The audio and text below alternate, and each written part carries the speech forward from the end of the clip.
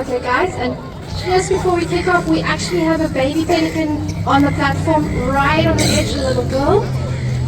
How you can see her is she isn't black and white, she's more sort of white and brown, and her beak and legs are quite light in color, and her little face has just got that sort of goofy look. She's still learning the beautiful ways.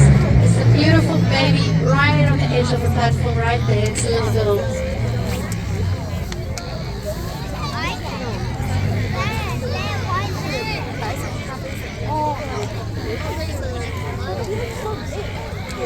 And right next to her we have a male baby, and you can see it's quite a lot bigger than the little female.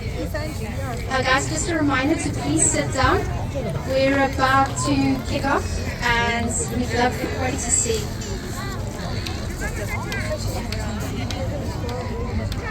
Alright, here we go. Welcome to Pelican time, folks. My name is Donna, and on the platform we have the wonderful Kathy. We are from the Marine Wildlife Rescue Central Coast. I'd like to kick off to acknowledge the Darkinjung people, the traditional custodians of the land that we gather on today, and pay our respect to elders past and present. This land was not ceded, always was, always will be. Alright, so Kathy has started proceedings with some of her own fish, and I think we're in for a little bit of excitement today, as you can see.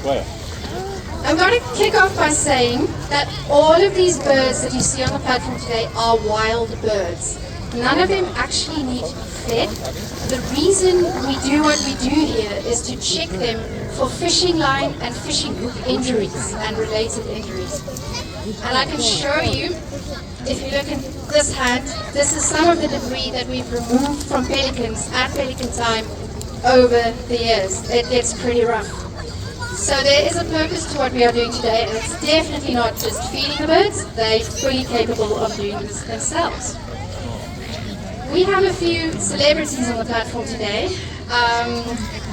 So right in front of Kathy, we have Arnie, who is a young male pelican. And I've already mentioned, he thinks of himself as quite a big boy. He is, especially when we're going one-on-one with him. But some of the other older males have taught him the lesson, and Arnie will be going for the fish a lot. Then, right behind Kathy, on the platform over here, is our lovely Missy. So Missy is a female pelican. She's about 18 years old, and she was hand-reared by Kathy after she washed off the breeding island. Now, Kathy did try to reunite the baby Missy with her parents, but the other pelicans didn't want to know anything about it, so Kathy had to rear her. And then we released her. She's actually quite a success story. She lives wild, she breeds, she eats, but she's very used to humans.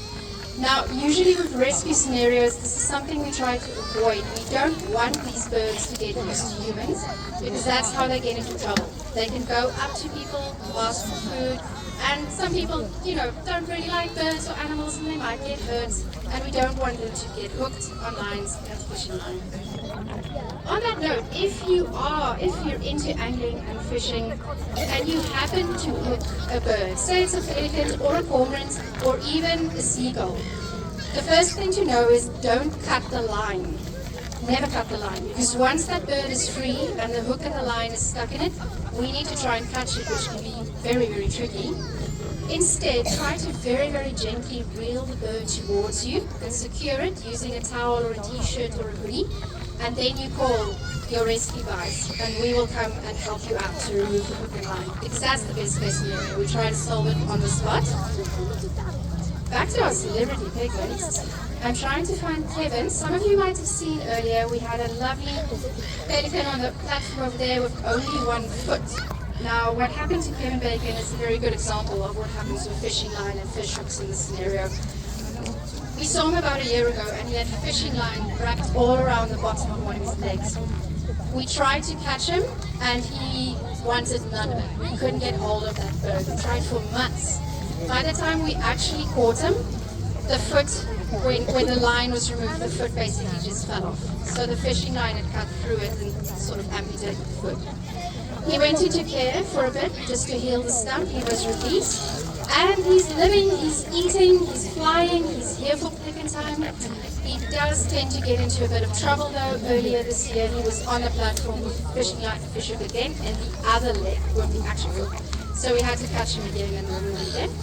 But it's always a good day when we see Kevin on the platform. Now, we get some questions on how we tell birds apart. Now, male and female pelicans, there is quite a size discrepancy. Alright, you good? The female pelicans are a lot smaller than the males, and you can see it when you look on the platform as well. There's like little Missy over here. She's a lot, no, don't touch. She's a lot smaller than Bonnie, who's trying to eat Kathy. Also, how we can tell the difference between individual birds, we can't tell the difference between all of them, but you get to know some of them. You look at scars on their beaks, scars on their pouches, like the way that their wings are. You get to know certain individuals by behavior. For example, there is a bird, let me just see if I can find her. Her name is Lizzie. She is here today, and you might have noticed she has a wing that really sort of hangs down on the side. Ah, here she is. She's right at the bucket. Now, Lizzie had a fishing hook injury, and because of this injury, she developed arthritis. So that is why her wing is a bit droopy. She can fly, but she kind of has problems sort of hoisting up the wing. Yeah, okay, Lizzie. But she's perfectly healthy, she's feeding, and we keep an eye on her. She always gets a fishing bit, as does Missy, several. Then, earlier we pointed out that we had 2 baby pelicans on the platform. Just want to see if they might have beat a retreat to water because of all the action. But basically, baby pelicans are extremely interesting. We sometimes get questions, why do we never see baby pelicans, like the really ugly looking creatures? That's because by the age of 12 weeks, told you it was going to be action-packed today.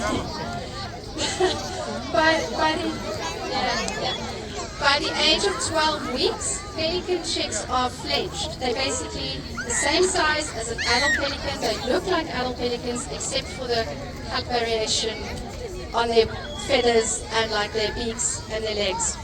So there's usually 2 to 3 eggs laid. The first egg to hatch is usually the chick that survives, the biggest chick, and gets most of the food. And then a few days after they hatch, they form creches of up to like 100 pelican babies, who, by the way, if you Google them, they look like little dinosaurs, like really these weird little pterodactyls. Creches up to 100 that are all community fed by the parents. And then by the age of 12 weeks, they fledge, they fly. And then, oh, there's, right in the middle over there, is the boy. And if you check, his legs are much, much lighter, and also his wings. He's still got some brown, and the white isn't quite as pristine. And he's still finding his food, literally. Now, if you look at a pelican, like the pelicans today on the platform, if you had to guess how much they weighed, given that we have to pick them up a lot, especially when we're moving things, how much would you guess that they weighed? Anybody want to hazard a guess? How much? Okay, that's 40 kilos. Who else? 70. Oh. I don't think I could pick up 70, but okay, good guess. Yeah, actually, these birds can weigh between 4 and about 12 to 13 kilograms, sometimes a bit heavier. So they are much lighter than they look. 8 to 10 generally. It's the biggest bird. The biggest bird here would weigh about 8 to 10 kilos. Another interesting fact about the Australian spectacled pelican is that they are the birds with the longest beaks in the world. And the longest beak ever measured was 50 centimeters. Now that's impressive. I didn't see the bird that beak was on, but I think that's pretty impressive. So, just checking.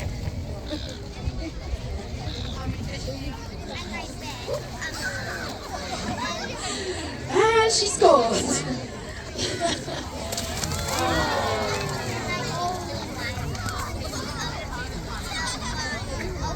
Okay, so we have got 3 fish left, and just to remind you guys, everything we do at the Marine Wildlife Rescue Center, we we do as volunteers. We do not have funding, we do not get paid, we do this because we love the natural environments here and the animals that are part of it. They are just such characters.